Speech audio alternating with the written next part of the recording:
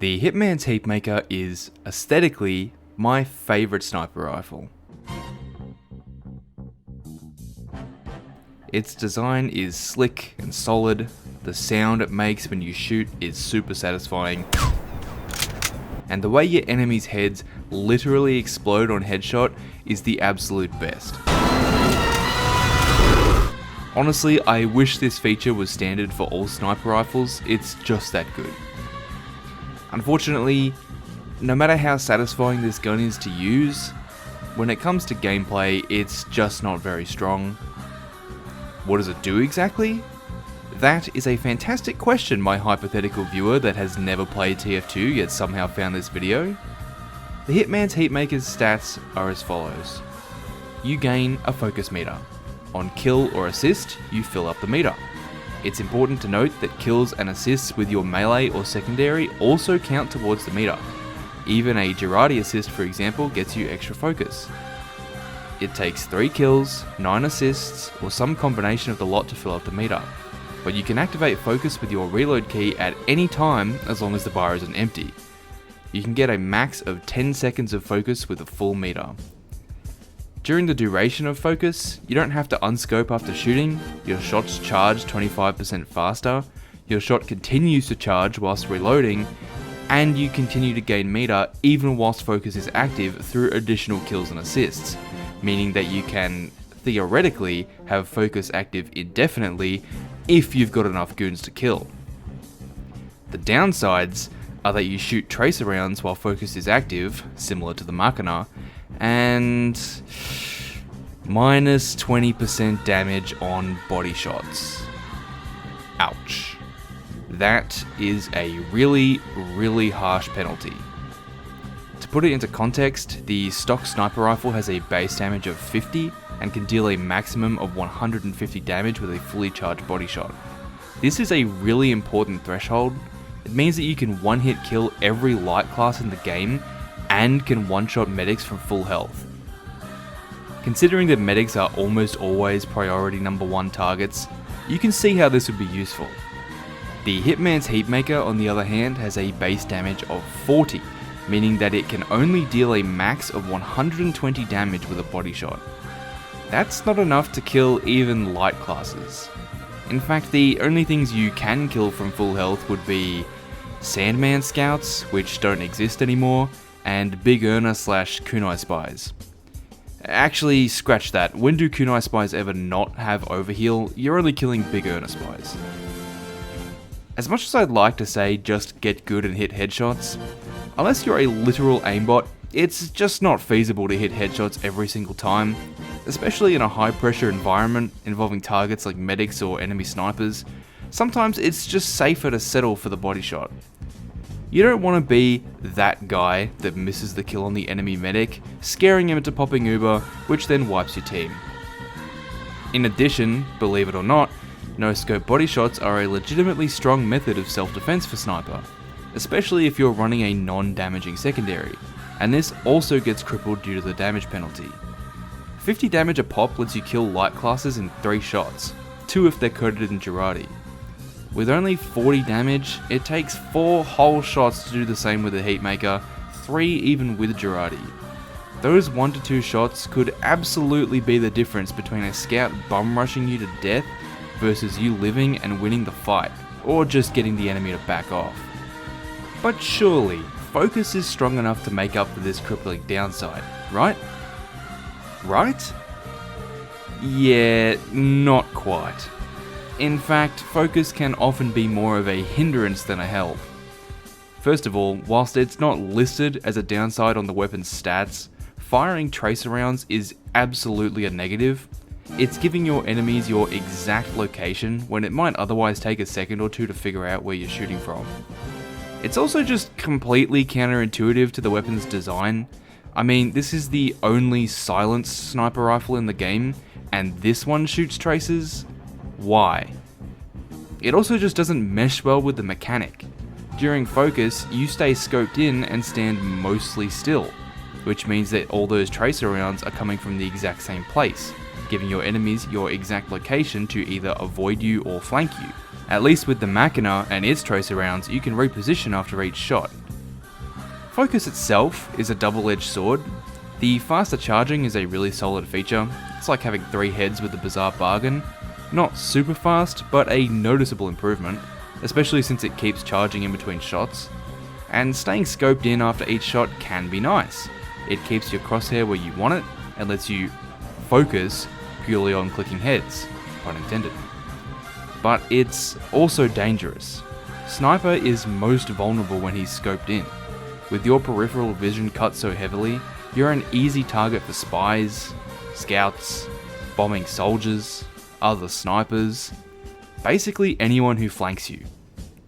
The ideal place to pop focus is when you're staring down a long, choky sightline, but not every map has a location like this to take advantage of, and when you don't have a place like that to stand, using focus becomes a lot more risky. So how do we fix it and make this gun actually viable? And yes, I know that the Hitman's Heatmaker is already meta in MVM. I don't really play MVM, so I'm not basing any of these changes on how it would affect that mode. So first of all, remove the tracer rounds. Like I mentioned earlier, it just doesn't make sense that the silenced rifle is the one that has the crazy laser traces. It also doesn't make sense that the weapon gains a downside during its special mechanic. Usually it's the other way around. If you have to keep them, I'd invert it so that they only appear when not using focus, which gives a more tangible benefit to activating focus more often. I would also make one of 2 changes to the charge speed. Either blanket increase the charge speed from 25% to 50 or maybe even 75%, or for a spicier change, make it so that you do not lose charge as long as you don't unscope during focus, but require a full meter to activate focus and stop it from filling up during the duration of the effect, just like most other meters in the game. I think the latter option might be a little too strong. Being able to pop out 450 damage headshots with almost no downtime sounds pretty nuts. But as for the former option, the bizarre bargain already caps at 100% extra charge.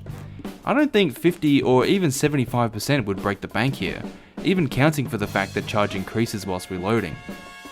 As for the damage penalty on body shots, I'd actually like to keep it for as much as I ragged on it earlier.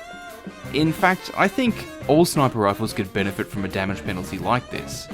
I think it's super important for the balance of the game that quickscope headshots reach the threshold of 150, but body shots don't need to be so deadly.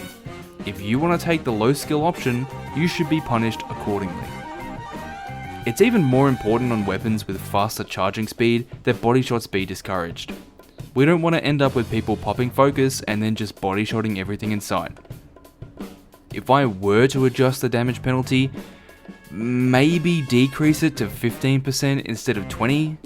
That way you can just barely one-shot light classes, but not medics. The point of this gun is to reward you with extra charge. You shouldn't be able to abuse that by body shotting everything to death.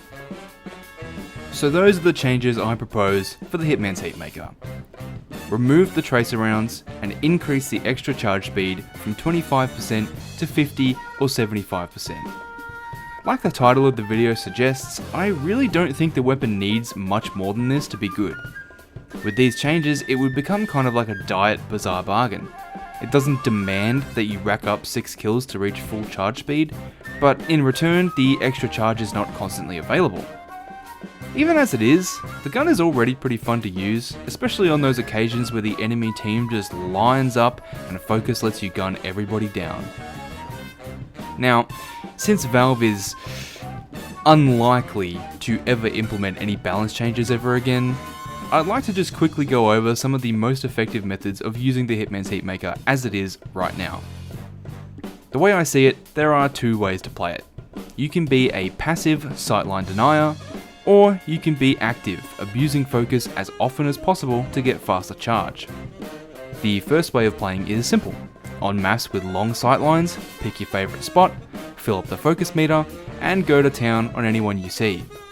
Think of areas like Badwater First tunnel that the cart goes through, or Swiftwater First from the sniper perch up top. This playstyle synergizes very well with the backpack secondaries. The Razorback will give you a chance to fight back against spies that come to pick you off. The Cozy Camper will give you some passive healing and keep your aim steady at full charge. And the Danger Shield is good for when the enemy team has a Scorch Shot Pyro. The active playstyle is more interesting in my opinion. Because you can activate focus at any time, you can abuse this to almost always have 25% faster charging on your shots. Get one kill, figure out where you want to shoot from next, then pop focus, allowing you to do more damage more quickly. This is great if the enemy team has a high number of classes with more than 150 HP, and of course a more active playstyle synergizes much better with the Girardi and the SMGs for helping your team and finishing off enemies. I will say that no matter what playstyle suits you, if you want some sniper practice, this is the gun to use. Plenty of people say that the Sydney Sleeper is the best weapon for letting unconfident snipers help their team, but this gun is the one that's going to force you to get good. You're not going to be getting many body shot kills with this thing, let me tell ya. So that about wraps things up. I hope you took something from this video. Maybe you want to try out the gun for yourself. If you have any suggestions on how you would balance the Hitman's Heatmaker, feel free to let me know in the comments. Otherwise, if you liked what you saw, please leave a like and subscribe. I have plenty more videos on the way. I also just want to give a quick shout out to the massive amount of support my first video received. It completely blew my expectations out of the water, and I received a lot of great feedback and criticism. I'm going to keep trying to improve, so hopefully you'll continue to stick around. Until next time, have a good one.